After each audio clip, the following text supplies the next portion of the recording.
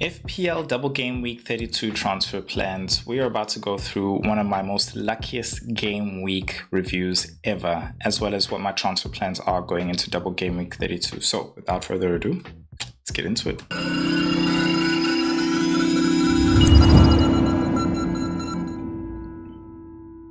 All right, guys. I am really hoping the sound is working out because I actually had to re-record this for some weird reason. My mic switched off. But anyway, let's get into it. So I am on 50 points so far, and as I mentioned, it has been the most luckiest game week I've ever had. In goals, I had Alisson Becker, and on the bench, I have Edison as well. And Becker being injured, of course, Edison came on for 6 points. I'm like, hooray. Along with that, Guardiola goes and scores a 9-pointer as well. So all honesty, that's really been a big differential for me, with not a lot of clean sheets being going around this actual game week. 8 Nori being one of them, not getting a clean sheet, but with Trippier still left to play, whether he plays or he doesn't, I still have Munoz to come on first bench in terms of a defender. So I'm really happy if he does or doesn't, because I'm still happy for him to get a game against Leicester, where I'm expecting a clean sheet as well. Hopefully some bonus points, maybe even an assist as well, and he could potentially score more than Munoz. In the midfield, Mo Salah, again, my luck getting even better with those who captained him. He blanked, as well as Saka as well blanking, along with Cole Palmer, where the luck even gets better, also being benched and only coming on to score 1-pointer. So in all honesty, it couldn't get better than that. This is what I thought. And then here we go. Savinho gets benched, doesn't even play. Foden as well. Goes and scores a 1-pointer, doesn't really have a good game. And Eze does better than Salah. Like, guys, yeah, man, like when I say I'm like glowing and like happy, like you don't understand, man. I've needed this rank rise. Oh, honesty, I really have. And in the strike force, then I was really trying to figure out a way of actually selling Evan Nilsson rather than Mamouche. But Evan Nilsson goes and then scores 2 goals and gets 13 points for me, along with Mateta there. Of course, we all have him.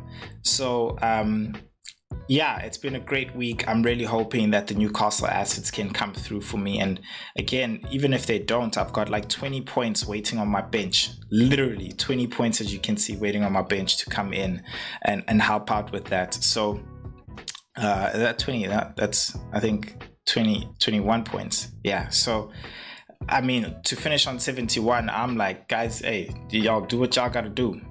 Do what y'all gotta do. I'm happy if that happens. But yeah, that's my luck. Now let's go on to what my transfer plans are for the Double Game Week 32. But before I do that, guys, I just want to ask for you to please hit that subscribe button. Really, really would appreciate the support and the love. It really goes a long way for helping me build my channel, knowing what you guys love, what you don't. If you got questions that you'd love me to ask for your team as well, answer for your team as well, leave them in the comment section. But really would love the support if you hit that subscribe button. So yeah, those of you who have subscribed, get in. Cool. Now let us go to the next fixtures and what my plans are. The new team is coming on now. So I still want to leave Alisson in goal because they're playing against West Ham at home. West Ham haven't necessarily been the best, and I think Liverpool can get a clean sheet there. With Bradley having come back as well, I think the defense can be a lot stronger there. Trippier, we'll see whether or not he's still, if he's fit to play, but he might be transfer needed out if his groin injury is really troubling him, and he might not actually be able to play for the double game week, but we'll see.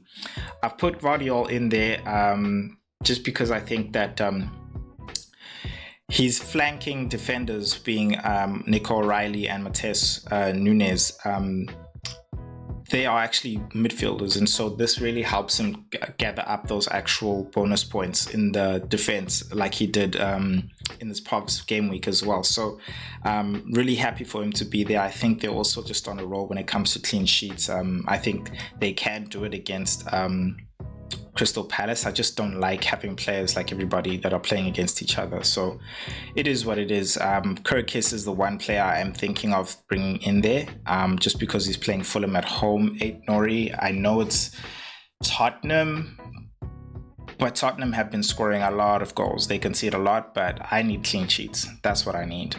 So Guardiola right now in there. Munoz, of course, because he's doubling. In the midfield, I've got Mo Salah. I'm still very happy. There's been a whole lot of debate whether or not is he worth it, still keeping him or not. Look, I think he's worth it considering the fixtures that he's got. Maybe he's not in form, absolutely missed out, blanked in two game weeks, but it's Mo Salah in his record-breaking season. So he can be very explosive, and I think he could be the difference if you decide to go without him.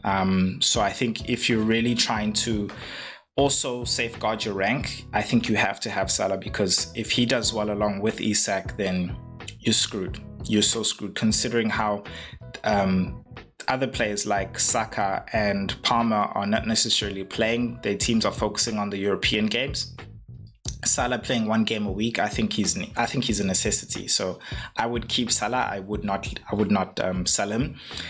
You can see Semenyo there is playing over Saka, just because that Brentford game is sandwiched in between the Real Madrid game for Arsenal, and I'd rather have a Semenyo who's playing full 90 minutes, especially against a Fulham.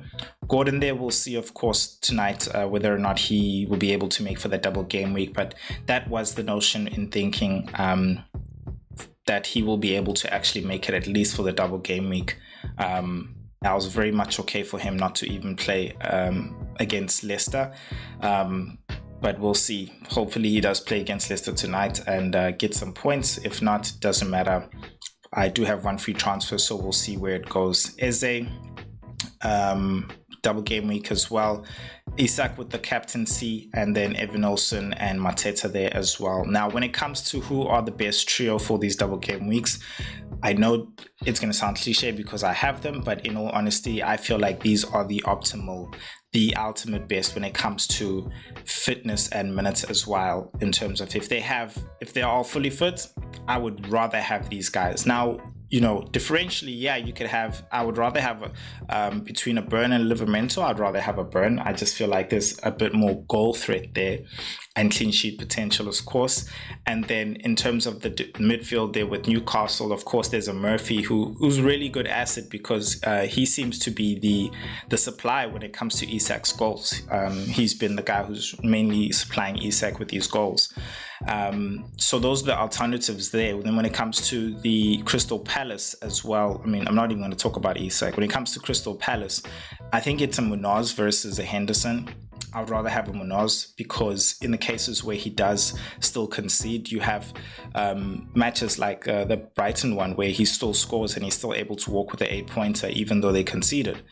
So you rather have attacking defender. And when it comes to the midfield, it's clear that Eze is winning so far against Sa, and that was my thing, is I've been burned by Sa. So I was like, I'm not going there again. I'm fine, thank you. I'd rather not. And then Mateta again, I think is the very same thing as Isak, penalties.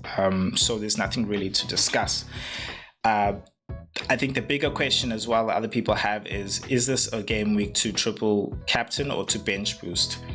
Now, between the two, I say it's actually a triple captain, and that would be, of course, on Isak, provided that he is fit to go for the double game week as well. But if you guys want a full scope as to what is the best option in terms of your chips to play in all scenarios of whether what chip you have, what chip you don't have, then you have to check out this video over here where I cover all scenarios of chip strategies for you to help you out. So check out this video over here right now, and I'll see you guys in the next video. Good luck for the game today. Let's hope Isak gets some points over the Salah captainers. I'll see you guys. Peace.